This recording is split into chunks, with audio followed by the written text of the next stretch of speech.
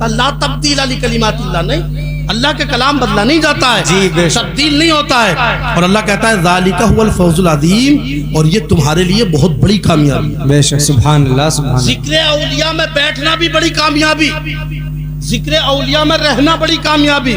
محترم حضرات، اتنی بڑی کامیابی ہے، اتنی بڑی کامیابی کہ ایک شخص آ گیا اور آنے کے بعد قسم خدا کی وقت گزر گیا، 60 سال کا ہو گیا، کسی کا مرید ہی نہیں ہوا، مرید ہوتا ہی نہیں تھا، اس کی بیوی مرید، اس کے بچے مرید، کیوں نہیں ہوتے مرید؟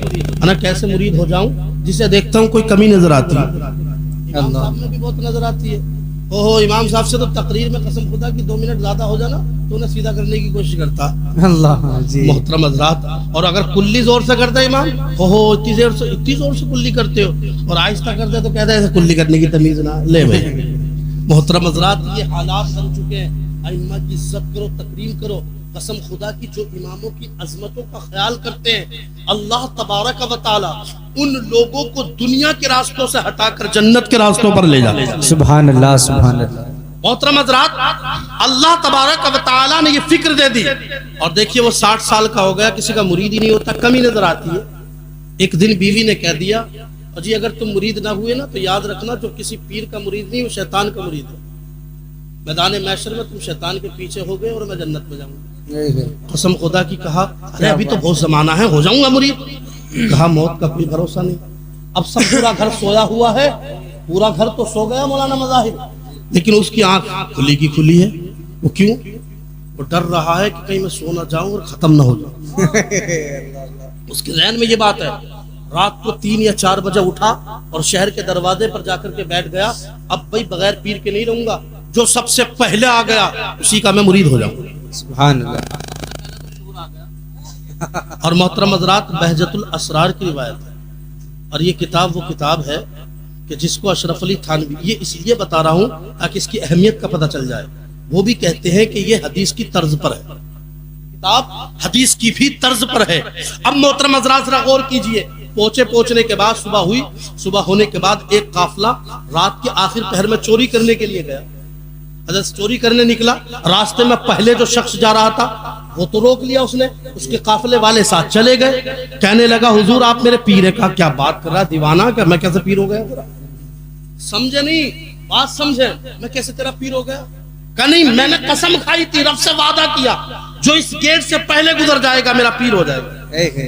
یار کیا بات کر رہا ہے، پیر کی تو بات ماننا ضروری ہے۔ کہاں بالکل مانوں گا۔ کہا یار پھر مجھے پیر مت بنا، تو چلا جا اپنے راستے۔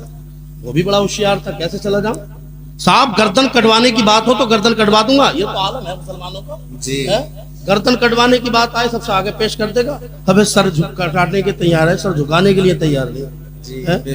اور نبی کونین ایک شاعر نے کہا ہے کہ نبی کا نام آتا ہے تو جھوم جاتا، اور نبی کا فرمان آ جاتا گھوم جاتا جی۔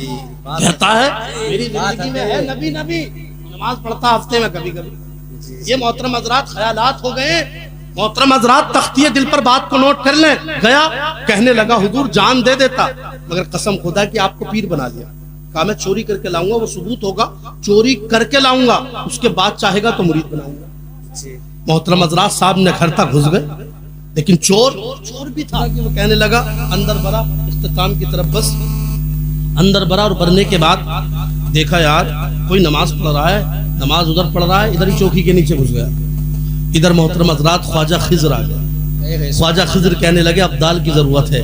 حضور غوث اعظم ارشاد فرماتے ہیں تو جانتا نہیں ابدال کو کہاں دیکھے گا، اور یہ چور بھی آیا ہوا ہے، یہ چور جائے گا تو جانے کیا کہے گا، کہتا پھرے گا کہ غوث اعظم کے گھر گیا تھا خالی ہاتھ آ گیا۔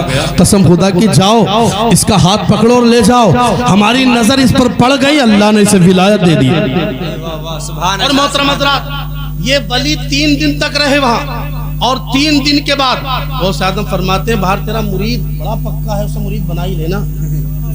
کیا بات ہے، واہ، اسے مرید بنایا بہرے